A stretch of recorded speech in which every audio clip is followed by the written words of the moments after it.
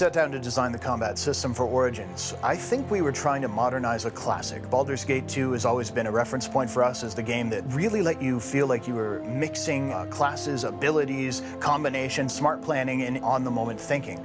So we decided to modernize that. Realistic combat fighting styles, like actually, you know, the weight of the sword, the presence of a maul smashing into a body, all of these things are really key for us. And I think what we resulted in is something you just have to think of as like sword porn. It's for the enthusiast. In terms of looking at source material, I think you have to look at classics. You know, the Lord of the Rings, 300, and certainly, you know, even some of the older stuff. Go back to the really best fight scenes you'd find in the Conan movies, even. This is a brutal time to be in, and we wanted to evoke that feeling.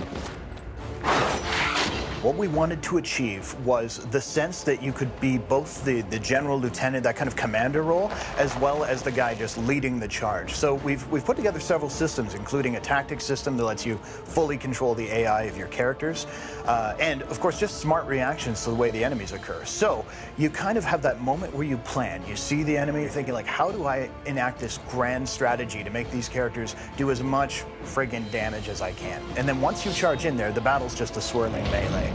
You've got positioning, moving your rogues around behind so they're just jamming their swords into kidneys. You have your warriors just holding that line, and your mages kind of holding the back line, just raining death upon your foes. So it's very in your face once you're engaged, but you always have that little moment just before where you go, oh, I know what's coming, and here's my plan.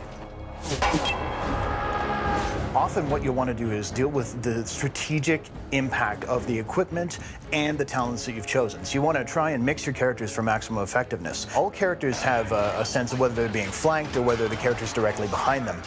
There's direct bonuses to everyone who's making attacks from those kind of harder to defend arcs. Even the sense of, you know, what weapon, what side are you using can affect things like sweeping attacks when you're swinging double weapons. You can certainly use barricades, walls, things like that to block incoming enemy fire, so you can actually make advances carefully under cover. And then things like elevation really do play into the mechanics as well. Even what you wear affects the tactics you're going to employ in Dragon Age Origins. The heaviest armors in the game are going to protect you, but at the same time, they're going to slow you down. You're going to be fatigued just by wearing them, so you won't be able to pull off as many special moves.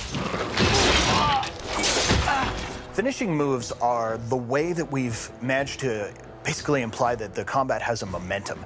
Finishing move is this awesome visceral moment where it's, you know, sword through the chest, boom, off comes his head. You know, smashing a guy with a maul so he goes spinning through the air and lands in front of you. Or possibly killing a really large creature by actually climbing on top of it and jamming your blade in.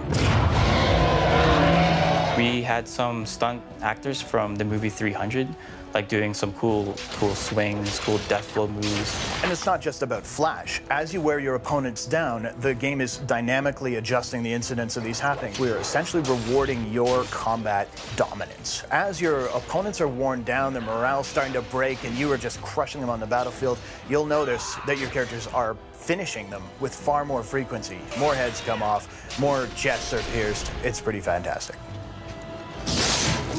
Designing combat isn't just about, you know, rules and a couple of animations. It's about the entire experience, as far as I'm concerned. When a player comes out of a combat, what I really want is that sense of tension, and then that release of, man, look at what I just pulled off. That sense of orchestrating something. I don't want to make a game that just softballs and you're like, oh yeah, I killed that guy again. No, I want you to feel challenged and like you were rewarded for playing smart. For me, one of the most exciting parts, I think, will be the war stories. You know, the forum posts, the water coolers. People even on the team are already discussing ways they dealt with boss X. And that's pretty cool and very, very, very rewarding because it feels like the game was one that they played and it was for them.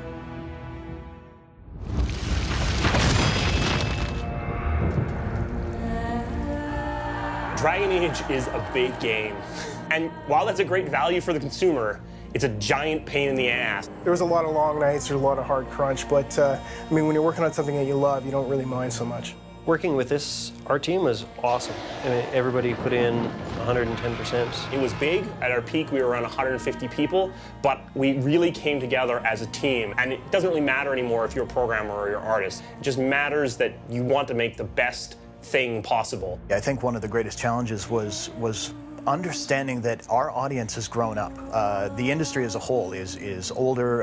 It's not this thing relegated to kids anymore. And understanding that what we almost had was a mandate to make sure that the game had punch. In some ways, we felt like we were out to prove ourselves as not only a team but as a company again. And I don't know, that was something that was very exciting.